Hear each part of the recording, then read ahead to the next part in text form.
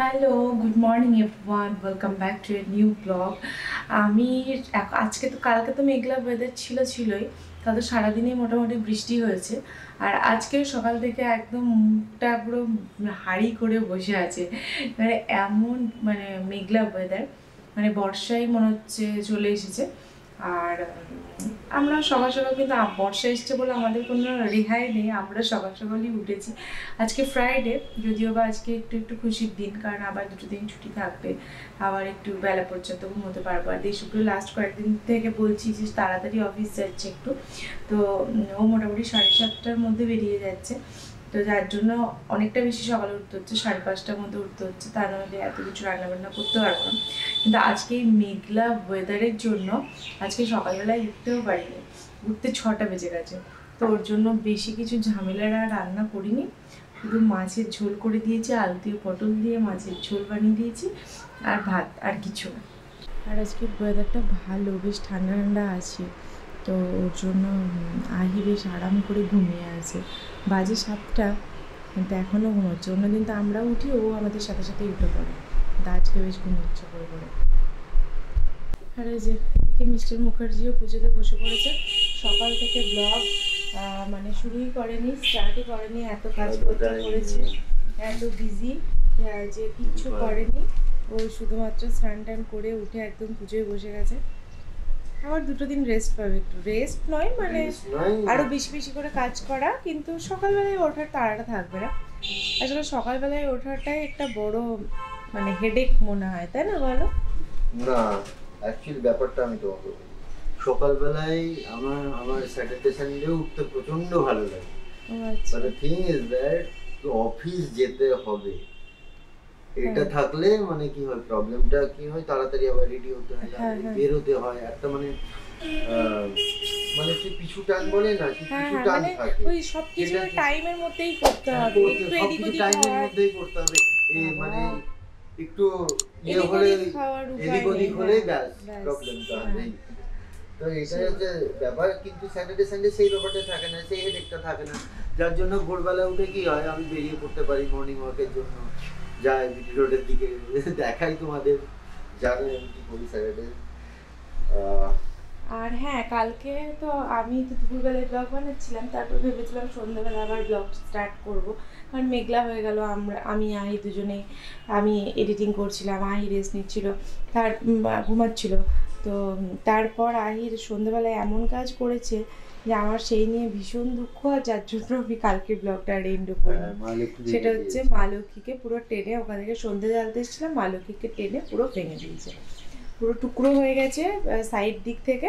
কিন্তু যাই হোক, দেশপ্রিয় কোনোভাবে একটু হালকা করে জোড়া লাগিয়েছে, যতক্ষণ না এখন আনা হচ্ছে ততক্ষণ ছুটিতে নিয়ে এসো। কাল তো আর আনা হবে না, কালকে স্যাটারডে, রোববার করে নিয়ে এসো তাহলে, বা রোববার এনে রেখো, বৃহস্পতিবার হয়তো তুমি এখানে পাল্টে দিলে মূর্তিটা। এদিক থেকে পুরো দেখা যাবে পুরো ভেঙে সরে আছে, ওটাকে ঠেকিয়ে রেখেছে ভাঙা টুকরোটাকে। আর এদিকের ওয়েদারটা দেখো, পুরো মেঘলা, পুরো মেঘলা ওয়েদার।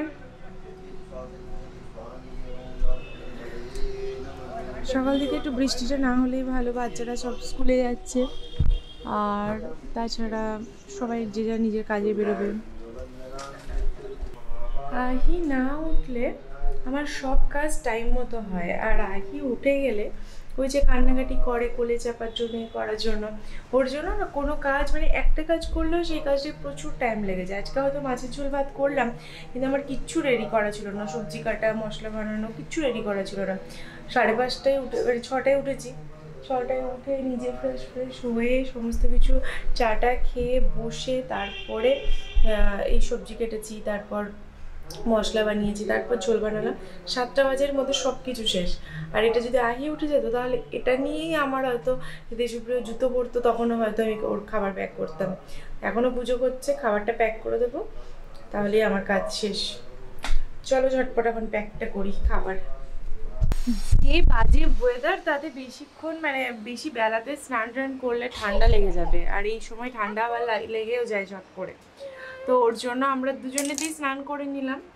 আর তাড়াতাড়ি করলাম স্নানটা। বস বস বস বস। আর এই যে দেখিয়ে দাও তো, এই যে সুন্দর ড্রেসটা কে দিয়েছে তোমার?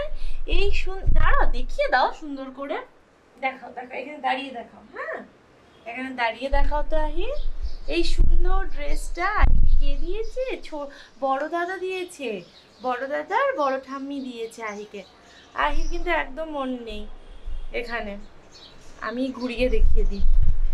আহিকে ড্রেসটা দিয়েছে বড় কাকা বড় কাকি, ওরা পুরী ঘুরতে গিয়েছিল যখন, তখন এনে দিয়েছে। তো বড় কাকা বড় কাকি দুজনে দুটো এনে দিয়েছে। দেখেছো, সমানে পালিয়ে যাচ্ছে। আর দাদা একটা এনে দিয়েছে। তো দাদারটা জানি না কেন ছোট হচ্ছে, একদমই ছোট, মানে ওটা টপ টাইপের হচ্ছে। আহি টেনো না, এটা টেনো না, ওটা টপ টাইপের হচ্ছে। ওটা একদিন পরিয়েও ছিলাম, তো পড়াতে গিয়ে দেখলাম প্রচণ্ড ছোট হচ্ছে। তো ওটাকে না মানে মাঝে মাঝে ওই জিন্সের সাথে ওকে পরিয়ে দিতে হবে। পুরো নতুন ইয়েলো কালারের, খুব সুন্দর কালারটা। আর এটা না, এই যে বলতে বলতে নিচে পাউডারের পাফ ফেলে দিল। একটু গরম তো ভীষণ, ওর জন্য ওকে একটু পাউডার দিই, ওই নিচে ফেলে দিল পাউডারের পাফ।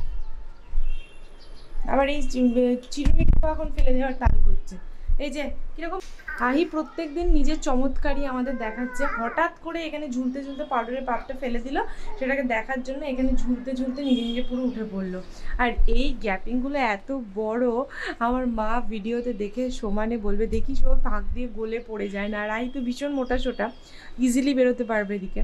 তো ওর জন্য মানে মা সবসময় বলে। তো আজকে থেকে তো দেখছি ওকে আর কখনোই আমাকে ছেড়ে রাখা যাবে না। ও তো আরামসে এখান থেকে পুরো লাফিয়ে উঠে বললো, টাকা টাকা টাকা টাকা। এই যে ম্যাডাম, ও মা আবার পা তোলে, ও কোনো নজরই নেই এদিকে। কই বার্ডগুলো কই দেখি, কোথায় বসে এখানে যে এক ঝাঁক বার্ড খেলা করছিল, কই তারা? কিন্তু পাউডারের পাউডারটা তো নিয়ে আসতে হবে রে আহি।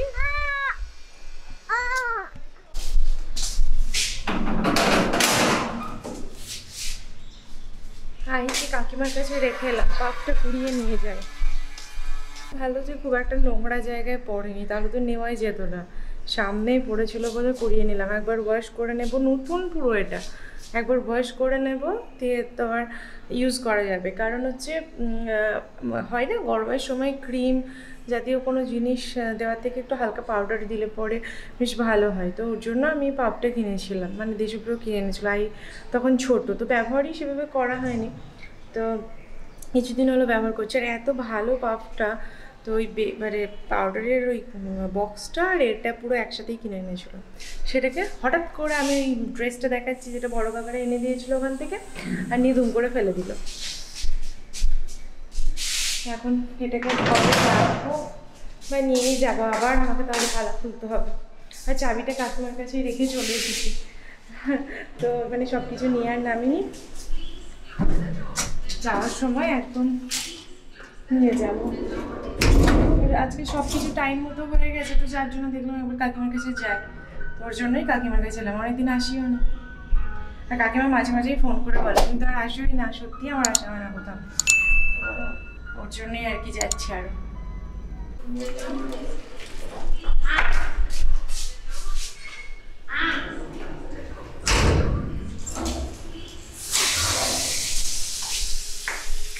বাবা কোথায় উঠে দাঁড়িয়ে আছিস? কোথায় উঠে দাঁড়িয়ে আছিস? আমার কাছেও এখানে উঠে দাঁড়িয়ে থাকে মাঝে মাঝে। হ্যাঁ, আমার যে সেটটা আছে রান্নার, আমিও মাঝে মাঝে দাঁড় করিয়ে দিই। ওখানে একটা পাখি বসে, আর ওটা দেখতে খুব ভালোবাসে। তো ওইটা দাঁড়িয়ে ওরকম করে।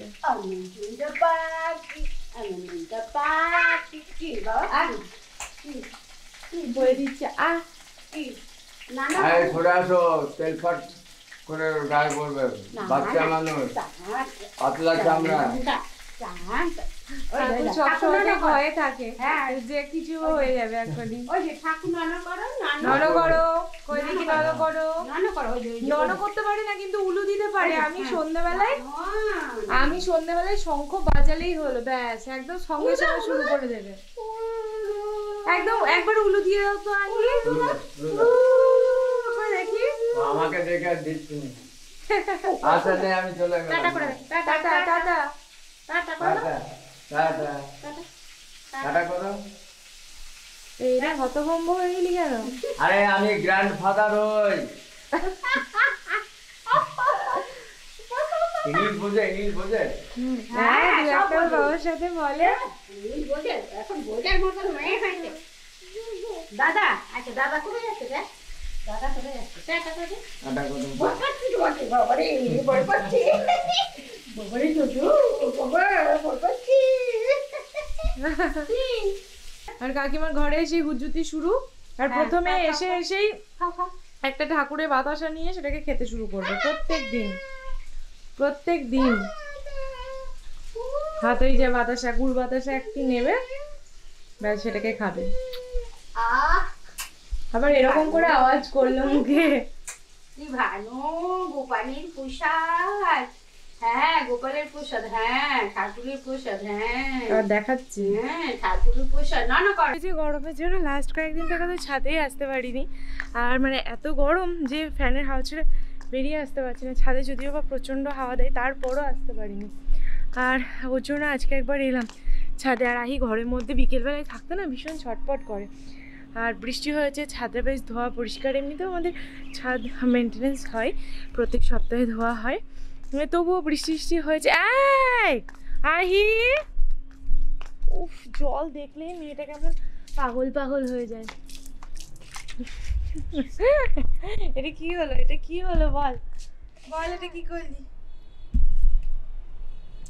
এখানে গাছে জল দেওয়ার জন্য কেউ একজন মগে জল রাখে নিচেটায়, এই যে মগটায়।